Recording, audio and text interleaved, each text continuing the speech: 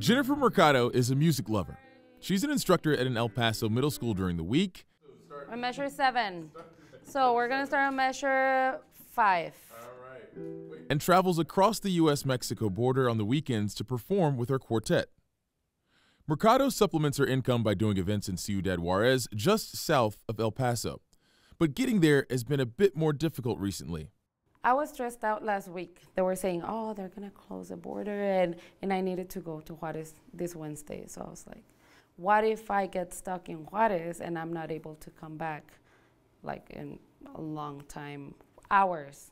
Mercado is a part of El Paso's mobile community, which consists of people traveling back and forth across the U.S.-Mexico border.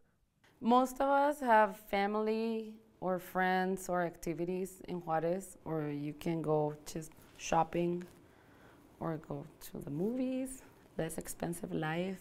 She and others have experienced longer than normal wait times on international bridges because of fewer Customs and Border Patrol officers at ports of entry. The DHS reassigned officers to help process migrant families.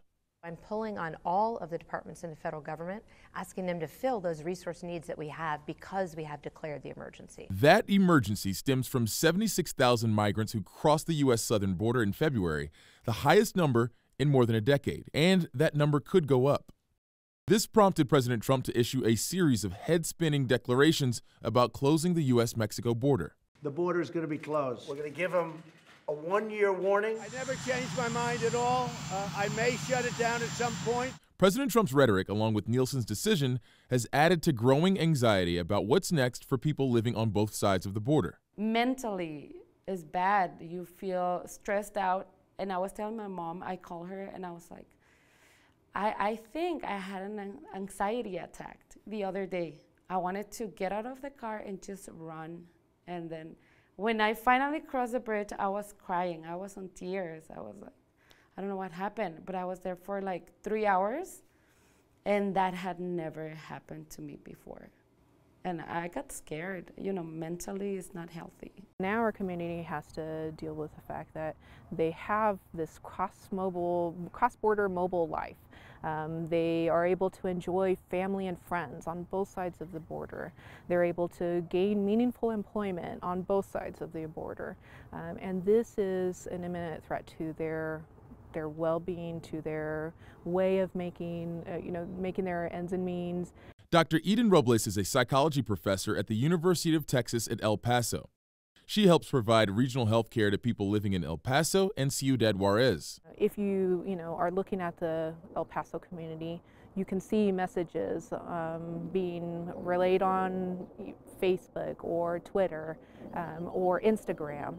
And there is a sense of, fear, and there is a sense of hopelessness. And you can hear, in their messages, you can hear that they're losing sleep. They're feeling restless, and they're having a hard time concentrating at school, or they're having a hard time concentrating at work. And these are all things that are physical manifestations of anxiety. Mercado said she's relieved that the president isn't closing the border right away, but she knows she could see the situation play out all over again.